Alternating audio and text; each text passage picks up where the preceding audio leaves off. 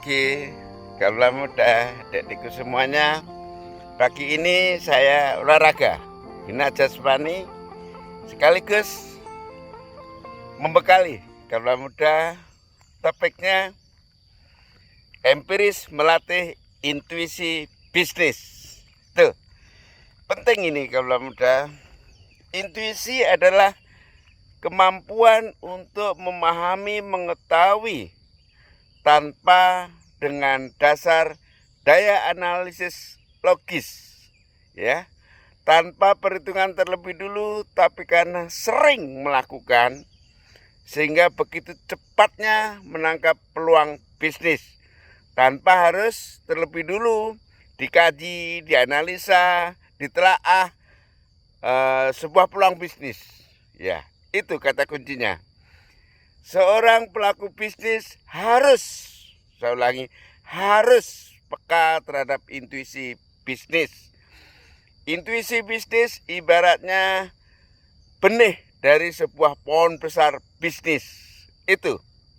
Sehingga sangat penting kaula muda tahu prosesnya melatih intuisi bisnis.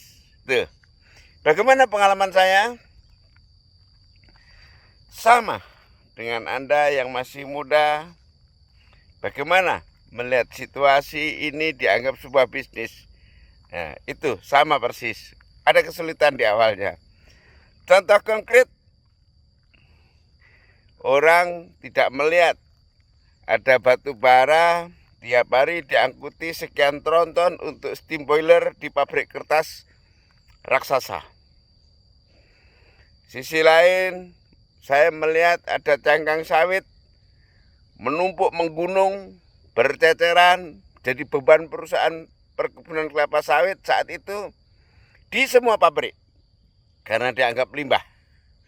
Tapi saya ambil 5 kilo, saya ambil 5 kilo batu bara juga, saya rebus air sama-sama satu kaleng.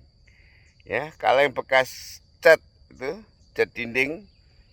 Ternyata airnya matangnya bersama-sama, menandakan ada potensi kalori sama besarnya antara batu bara dengan tempurung sawit, palm cell atau cangkang sawit. Nah, proses menemukan ide bisnis cangkang sawit dijadikan pengganti batu bara itulah bernama intuisi. Nah, itu contoh sederhana lagi. Saya melihat ada pinang tahun 1995 berserakan hingga tumbuh di sepanjang jalan, sepanjang perbatasan kebun sawit milik perusahaan Belgia, ribuan hektar. Saya pungut setengah karung, saya kupas, saya jemur, saya uji ekspor. Ternyata diterima oleh Jepang dan India untuk bahan baku cat dan untuk nginang kalau di India. Nah, akhirnya terjadi sebuah peluang bisnis. Ini juga intuisi bisnis. Begitu juga ketika orang menyerah, tidak bisa memasarkan ikan mas dari Danau Maninjo, Sumatera Barat ke Pematang Siantar, Sumatera Utara, hanya karena kurang jeli, ya. Katanya perjalanan 10 jam ikan pada mati sehingga tidak layak untuk dipasarkan. Saya tidak kalah akal, kemasannya saya besarkan, saya isi oksigen, populasi ikan di dalam kemasan saya kurangi.